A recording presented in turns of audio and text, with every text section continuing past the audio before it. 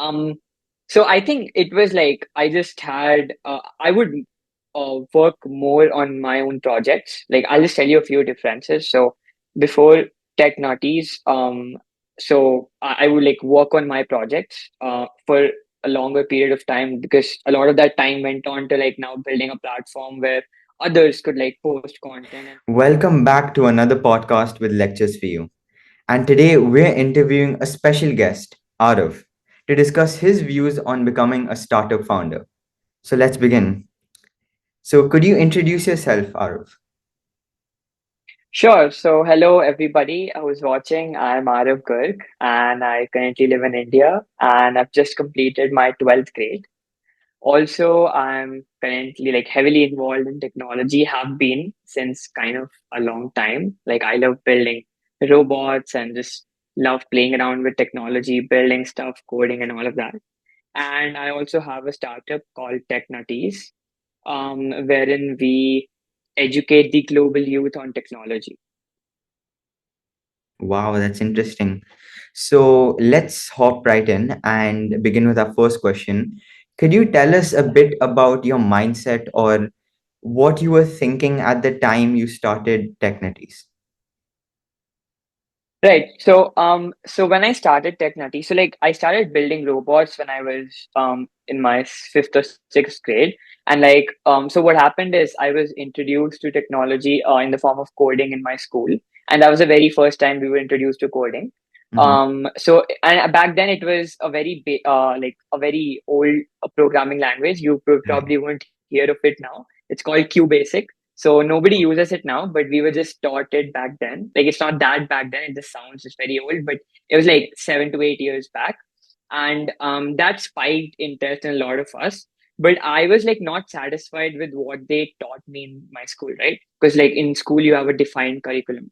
So Yeah. I went on, came back to my home, browsed things on the internet, browsed videos on YouTube on coding, on QBasic coding, and all of that and you have this recommended section on YouTube that suggests videos, and that's how I got to know about robotics in the first place. And then that also spiked my interest, and I built my very first robot that year, probably fifth or sixth grade. And that was a line follower robot. So that was a very simple robot that just follows lines on ground, like that's what its name suggests. It's used in a couple of places, things like warehouses or wherever you need autonomous movement. And after that, I started to keep the cycle going of learning things from the internet, watching videos, reading articles, building stuff.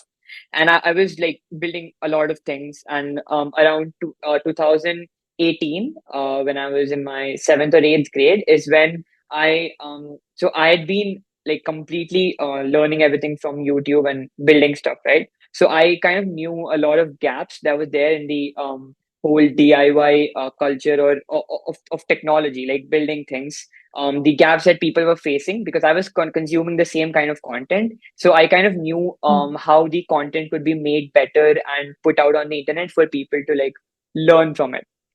Mm-hmm. So that is what I did. Like I used all of the knowledge that I'd gained over like the past 2 to 3 years building robots and playing around with technology. And I used that and opened up a YouTube channel called Tech Nutties, wherein I just started to document whatever I was building. So I just started to create tutorial style videos when I would give a step by step procedure on building robots. So one of my very first videos, that video was on making a line follower robot, which was one of my very first robots. So that was one of my initial videos of building a line follower robot, and that gained a lot of traction. Like it has over 100,000 views on YouTube. Wow. Like I think maybe 120 or 130K. So that instantly gained traction, and that kind of like put me back in the loop and fueled my interest in content creation. So like I started making more and more videos and kind of documenting everything I was building. So I would not like separately create content. I would anyway work on projects. I would just put a camera and like just record it, edit it, and make it such that people would also learn from the same stuff that I was building. So this was something that I was doing, and it was going pretty good. I was getting good traction. I started to write articles, got a lot of traction on the internet. My projects were published in international magazines, etc. And that's when in 2021, when I wanted to scale all of this, I converted it into a startup, like registered it as a startup with the same name, Tech Nuttiez. And we also launched our own mobile app. So like, because I thought to kind of scale it, we needed to uh, go through the route of, mobile app development. We built an app and put it out so that more people could benefit from it. Added a lot of things apart from just videos. There were quizzes, you would win rewards and all of that. Like just building a community around it. Yeah, Yep. Oh, that's that's amazing. Because nowadays schools just focus on the curriculum, and if anything you want to do which is actually beneficial, you have to do it outside. Like you said, you have learned pretty much all you have from YouTube. So I think it's like really important to just get this. If you can get a spark from schools, but to go a further step ahead, you have to do it outside because schools do not teach this. So I'm not gonna lie.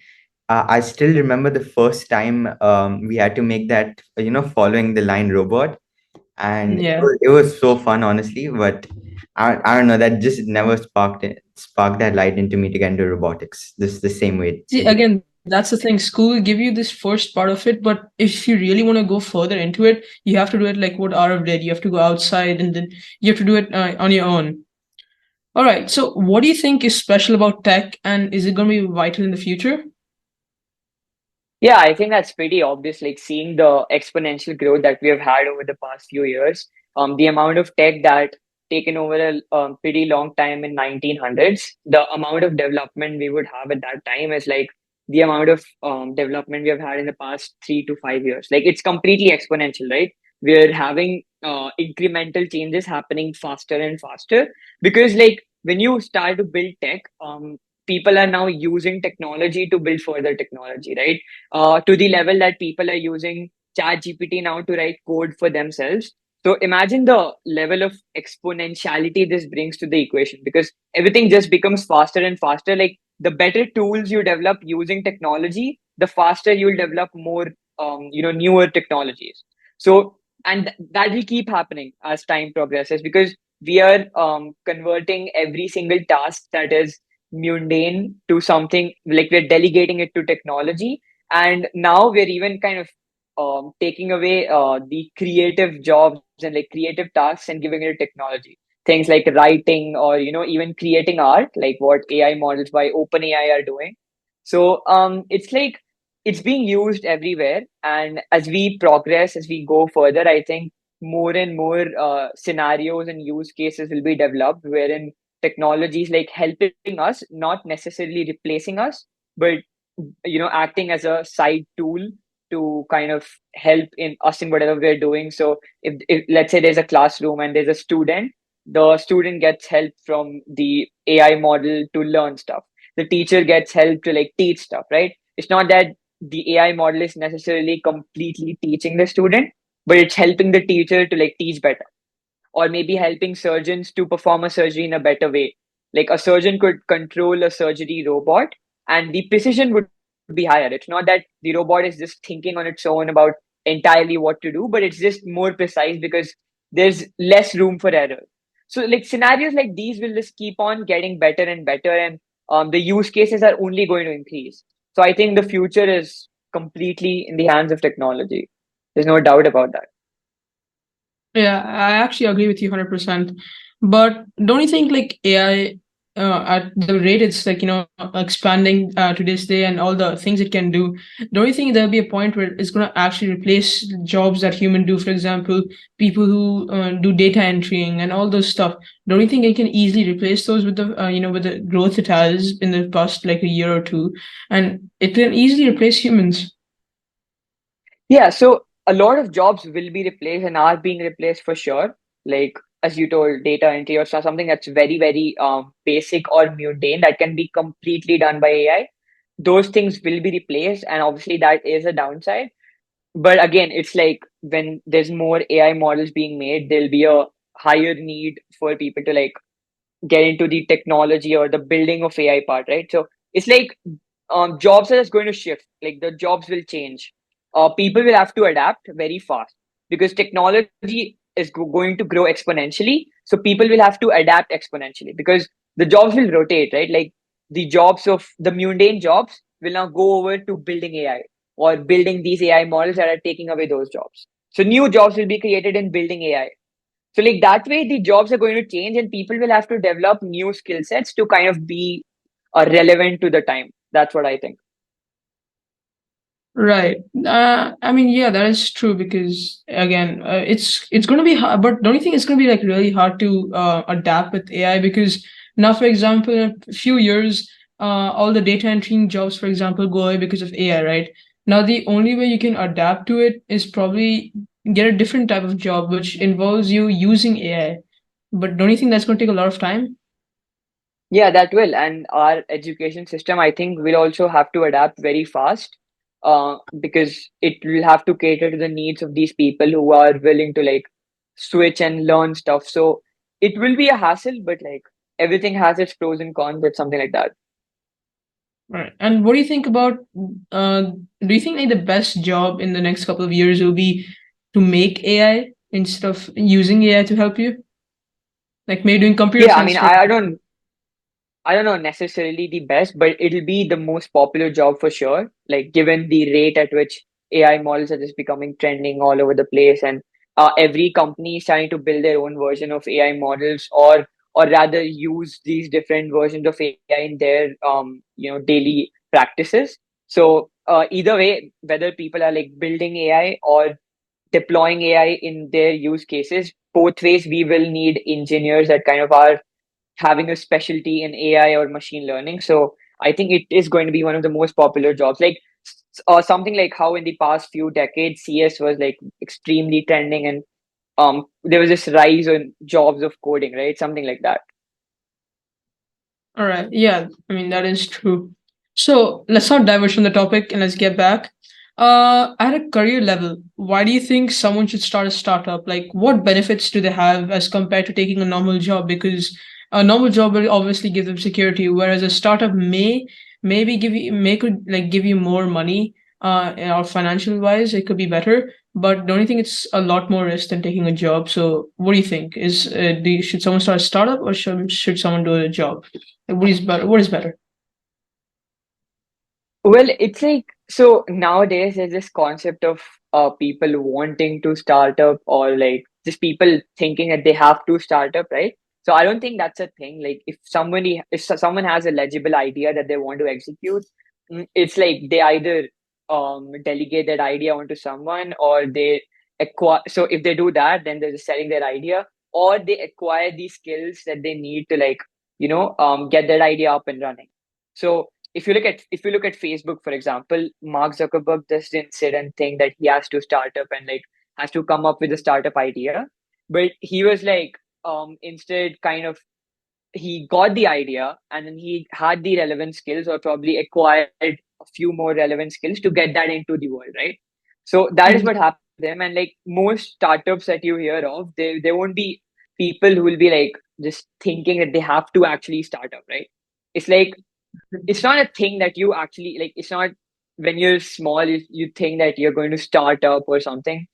You can obviously have the entrepreneurial mindset in whatever you do. Like even if somebody's working at a job, and they try to take more responsibility, or more initiative, it kind of becomes like having an entrepreneurial mindset.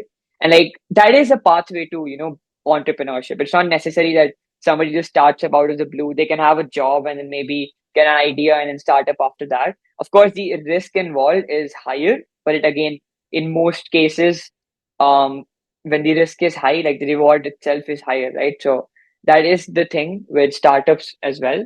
Along with the risk, there's also a lot of time and a very heavy amount of effort that goes into it. Because when you have a job, you have a fixed time to work, right? When you are Mm. working in a startup, or when you run a startup, you just don't have a time when you work. You just have to work all the time and anytime. So that way, I think it also requires a very heavy amount of effort and dedication. So I don't think it's for everyone, but yeah, I mean, it involves a very heavy amount of risk to reward ratio for Yeah, sure. I think because startups again, like you said, it's not for everyone. But personally, I feel it could be like very hard to come out and stand out of so big. For example, let's take India for example. India is a startup hub. you have so many startups. It's going to be practically impossible for you to compete unless like you're really, really unique, right? So if it was me, I would still prefer going for a job in terms of security and your financial stuff. But yeah. So at a student level, at a student's perspective, what benefits do they have of starting a startup? Maybe in the ages of 15, 16. So I think just trying to get their hands dirty in this area will give them a lot of experience. Whether Mm. the startup runs or like does not work out is secondary, but like just getting into that world, I think is interesting. It gives you a lot of skills that you acquire for a really long time or maybe a lifetime, because the entrepreneurial mindset that I talked about earlier is a big part of that. People just become leaders or from a very young age, or try to take initiative and responsibility for like their actions and the actions of their organization. Also, it like improves soft skills in a very heavy way, wherein people just learn a lot about networking, communicating, doing all of that, which I think are like essential skills to learn right now, networking being at the top. So these things I think are some key factors or like key skills that students would acquire if they try to like start up or launch their own organizations. But yeah, I mean, it would be a fun thing to do at the end of the day, or to like brag to your friends that you're doing something cool apart from your school homework. I can Right. relate to that But too. I think it can also help with universities and if you want to put something on an application. But like the only thing is you shouldn't just do it because of your university Exactly. application. You should do it if you actually love it, right? So yeah. So if Like you had to yeah, choose, like doing it. Yes, so nah, sorry to continue. interrupt you, but like doing it at an early age gives you that room to like play around and test out things. Which, so if you have an idea and you start at like 16 or 17 while you're in school, you have a lot more leverage, right? Because you don't have a lot Yeah, of responsibilities, you don't have a lot of liabilities where same ideas being started by a person at 30s would have. So you can play around more. You don't have to like instantly start making money of the startup to keep you like up and going, like to feed yourself basically, because you technically are young, you're with your parents or you're probably going to your school or university, and at that age it's like you have a bigger room to play in. So I think yeah. that is one big factor that starting early helps. But yeah, that's about it. To be honest, I feel the biggest factor, and which you have stated as well, is networking. Because at a really early age, if you, Yeah, start a startup, you network with people, you go out, you meet other people, you see what they do, and it can really help you in the long run, right? If you have yeah, yeah. connections with anything and everything, it's really helpful to have a good network. All right. So if you had to choose one career path for the rest of your life, would you still continue your startup? Yeah, of course I would. Like, the reason I'm doing it because I just love it. Like, as I told you, I've been into technology since a very long time. First, I was on the builders end of stuff, and I still build stuff. Like, whenever I find the time, I try to work on projects and again document that, put it out along with the other content that we put out as an organization. So like every part of it is just fun, right? Like, see, what we do at the end of the day in our app is we first offer people with content where they can learn about robotics or new age technologies. Then they have quizzes and competitions where they can kind of test out what they've learned or maybe have some fun. And they also get rewarded for those quizzes. So we've partnered up with like a few teenager favorite brands like Boat, Rapido, Oven Story, and all of that. These brands provide offers and like rewards to these students to like win these quizzes and competitions. So it's like a community that we're trying to build. And like when you build a community of teenagers, it's like really fun, right? It's like having your own Discord server basically, um Hmm. at a very large scale. So like we have users in more than 150 countries right now, and most of them are teenagers. So that's something that that's something that's really fun to do. More than just having to do it, it feels like, so it doesn't feel like work when you like it, right? So of Yeah. course I would love to continue it. Right.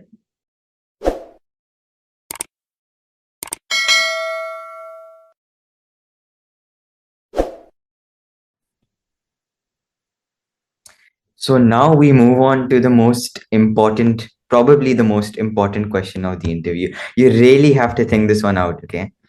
So, how was your life before Tech Nutties? And would you go back to it?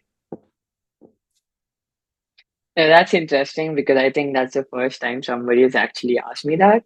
And I think that's cool. So before Tech Nutties, I think um, so I think it was like I just had I would work more on my own projects. Like I'll just tell you a few differences. So before Tech Nutties, so I would like work on my projects for a longer period of time because a lot of that time went on to like now building a platform where others could like post content and people could view that content, right? So that time would like go on to building my own projects, or probably a little bit of that time would also be of playing football or like playing video games. I would obviously have been cut down a little. But like I think it was that uh, I was having fun all the time, like even before that and with this. It's just that the way you have fun changes. I think that's what it is. And I don't think like I would necessarily go back to it. Like as in if so I think if I go back to it, I like eventually form Tech Nutties again. Like it's like a paradox, I don't know. Yeah. But like I just can't imagine that just breaks my time mind. I don't know. But I mean, I just love doing what I do, educating more and more teenagers with technology. Because when I was learning stuff like how to build stuff, I realized that there was a lot with the content that could be changed and made better. So, just helping. So, a lot of students in their colleges in India and elsewhere text me a lot of times, telling that I help them build their project through my content for their university submission or their final year project or whatnot. And that really motivates me because if them just watching my YouTube video, and this used to happen when I was in my eighth grade, right? So they would be like 8 years or 6 to 7 years older to me, and they would text me saying that my video helped. So they did not even know that I was young. Like I don't think I've done face cam a lot in my videos, but like they would text me telling that my video helped them build their final year college project, and that would like be that would give me a very crazy adrenaline hit, of course, right? Yeah. So doing that is of course fun, and yeah, I would completely love to be in today's state. For you, fun changes. For me, fun's the same. Just playing video games, I think it'll never change for me. I mean, it's obviously you need to find something you love. Start building video games, and it just becomes like that. Yeah. And just to go back to what you said towards the start of the interview, you said that on your first one of your first videos, you got like 120 to 130,000 views. So does this mean that we're like interviewing a celebrity? Nah, that's nothing in terms of YouTube today. True. Baby Shark has like 8 billion views. Ah, I don't know So It's what they did. messed up. Yeah. I don't know what a celebrity even is like anymore. Like the definition of that after social media is kind of broken. So Yeah, that's true. That's true. it's like you can get 1 million views overnight. I think Yeah. Baby Shark just getting 8 billion views shows that you don't necessarily have to be, that creative, or you don't need to be that smart. Whatever you do, just people just have to love it a lot.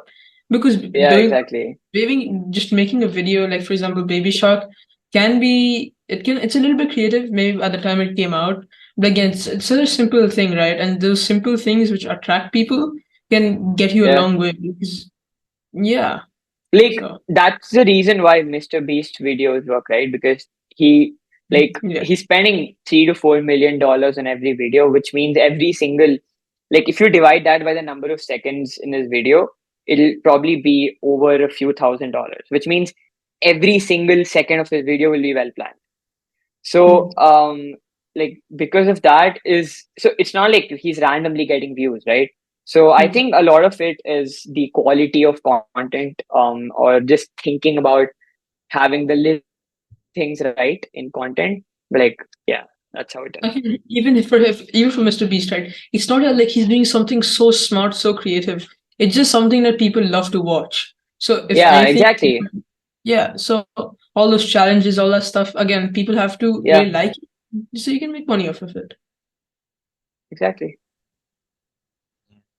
Moving Interesting. on to our last question. It doesn't feel like the interview has gone over, but where would you see yourself and Tech Nutties in the next 5 years?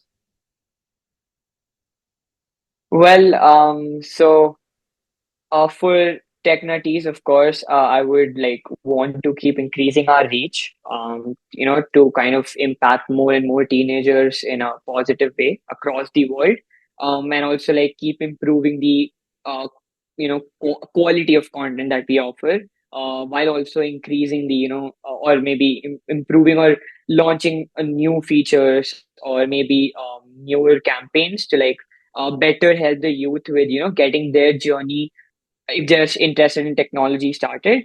So like we even host programs at schools, etc. Trying to help kids find if technology is their passion, right? So because it happened with me, right? Found that coding is my passion out of nowhere, or maybe technology is my passion, but a lot of students are never exposed to such things, or they never come across technology in a very interesting way. Like so I just took it in an interesting way, but most people they would take a school course in a pretty boring way, like the reception is in that way, the way education is, it just become like that.